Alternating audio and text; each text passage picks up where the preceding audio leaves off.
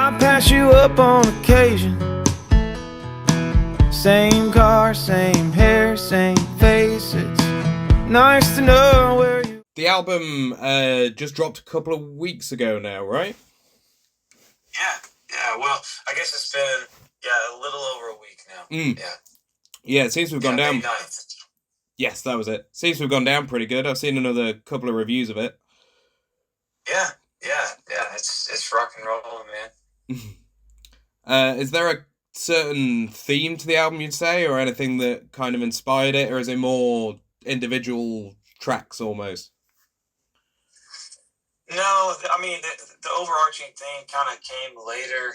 You know, we went in there with 16 songs, and we knew that we were just going to be very honest, and we knew that we were going to aim for a very specific sound, and sonically, we already had, we'd been on the road for 5 or 6 years, so we were able to kind of we knew what we wanted to sound like, and we knew that the producer that we were working with was going to be able to kind of amplify that sound.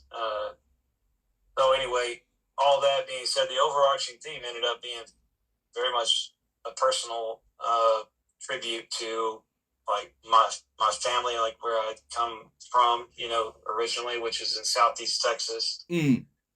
So there's, a lot of Southeast Texas kind of blended into it. The food that I talk about in some of the songs, and then my grandmother, unfortunately, she passed away in the middle of the recording. Oh, and one of the songs I actually had written for her, but not as a tribute, but more of meant to be sung directly to her. And yes.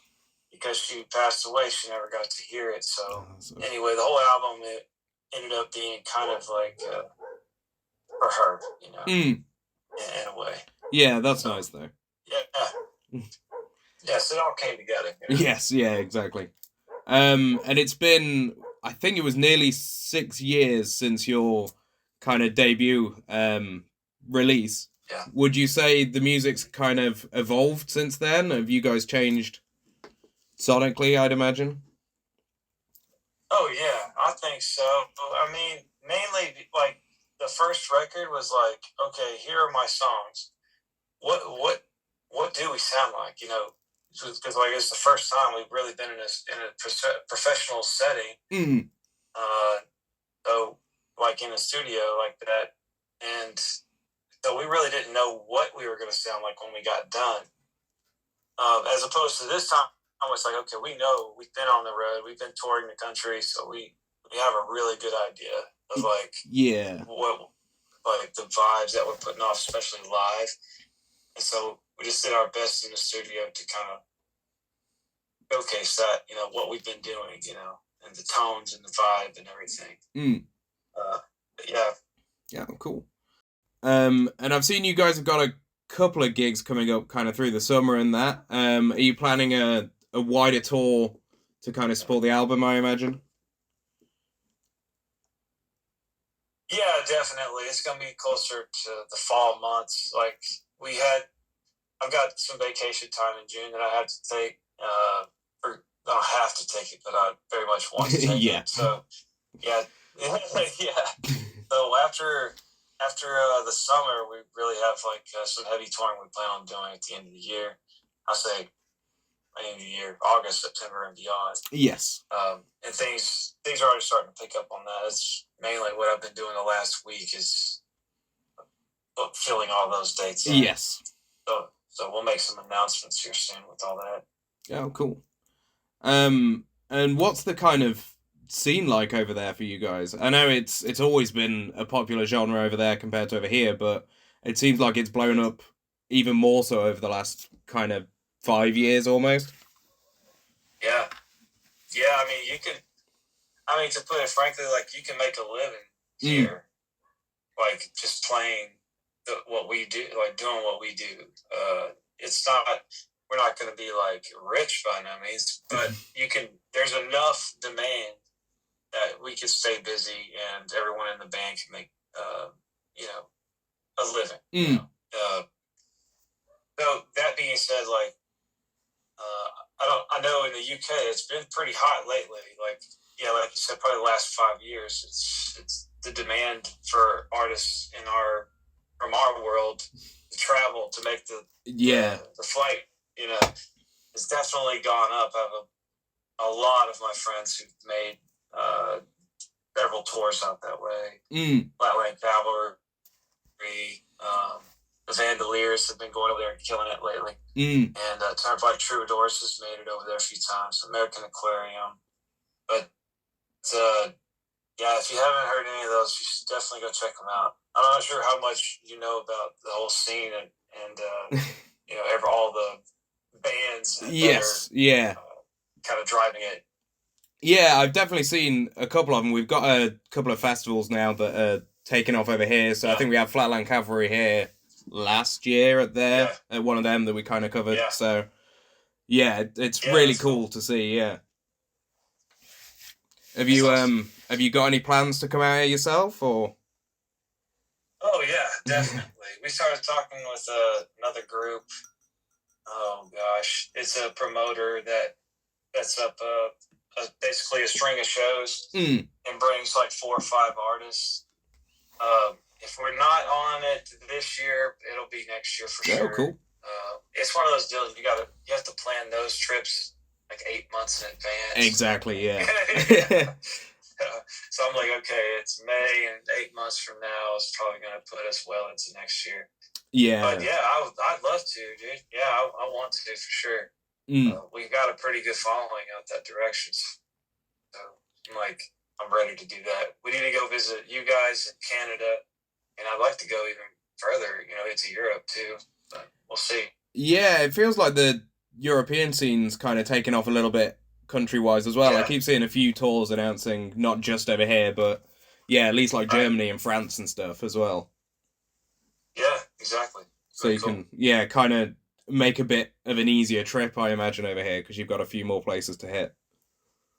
Yeah, exactly. Like I said, there's kind of like a string of shows that most of the bands follow, and there's promoters in each one of those areas that are all connected to each other. They know y'all can do something much different than we do here. Like y'all actually have a promoter who sells the tickets to the show, as opposed to here. It's much more on the artists to sell those tickets. Okay. Yeah, it's a little tougher.